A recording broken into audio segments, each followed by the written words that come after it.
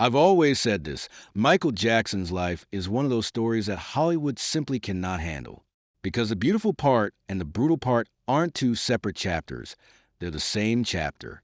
So when they handed us a movie full of moonwalks and greatest hits, while gently glossing over the pain, the abuse, and the darkness that shaped him, I wasn't surprised.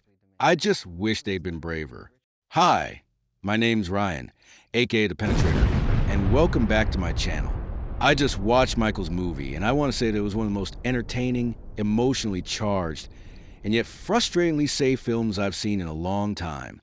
Like, I left the theater with a big smile on my face and a whole lot of questions in my head at the same time. Wow, it's taking a little while. Just relax. I've been married for 20 years. I know what it looks like. So the movie is directed by Antoine Fuqua, the guy who gave us Training Day and The Equalizer. So the directing was always going to be solid. But the big question everybody had was about the casting. Jaffer Jackson, MJ's own nephew, landing the lead role in his very first movie ever. Honestly, my first reaction was doubt. I just wasn't sold on it. But then, the moment that young man appeared on screen with that warm energy and that smile that looked so much like his uncle's, something shifted.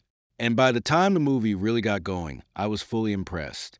He nailed the dance moves, the voice, those little signature mannerisms that made Michael who he was. There are genuine moments in this film that make you completely forget you are watching a nephew play his uncle. The film covers Michael's life from his early childhood to Jackson 5, all the way to the late 1980s. And the real emotional backbone of the story is his deeply troubled relationship with his father, Joe Jackson, played brilliantly by Coleman Domingo. Joe is portrayed as the villain from the very start, controlling, abusive, and relentless. But here's the uncomfortable twist the movie actually handles well. That same pressure and cruelty is what forged one of the greatest artists the world has ever seen. Now the performances, wow. The direction was sharp, the choreography was tight, and the dancing, completely on point. There were these moments in the film where everything just shifted, and it stopped being a movie and became something bigger, like a live concert happening right there on the big screen. I genuinely enjoyed every bit of it. I wouldn't say much about those around me, but it was pure joy. But here's where I have to be honest with you. The film plays it very safe. It moves so fast through Michael's life that it barely stops to breathe.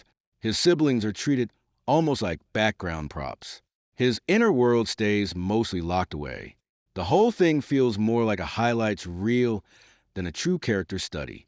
And according to Variety, this is partly because the film had to be massively overhauled after producers discovered a legal clause preventing them from depicting a key figure tied to the 1993 abuse allegations, pushing the budget close to $200 million. So is Michael worth watching? Yes, especially in theaters. It's a crowd pleaser with incredible music and strong performances. But the truly deep version of Michael Jackson's story, that movie is still waiting to be made.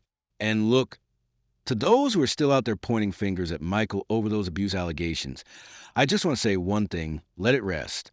Now, I'm not here to tell you what's true or what isn't, but what I will say is this. We all know Michael was a victim of abuse himself as a child. And anybody who knows anything about childhood trauma knows that it doesn't just disappear. It follows you, it shapes you, it either hardens you or makes you incredibly soft and gentle. And with Michael, I believe it made him one of the most tender, misunderstood souls that ever walked this earth. That soft personality, that childlike innocence, that wasn't an act. That was a man trying to heal. And maybe, just maybe, that's what he was trying to tell the world all along. I think I should end it here, but I will keep you updated anytime there is something new. So tell us your thoughts in the comment section, or just say hi. Just hi, and I will respond. Support us by subscribing and liking. Take care.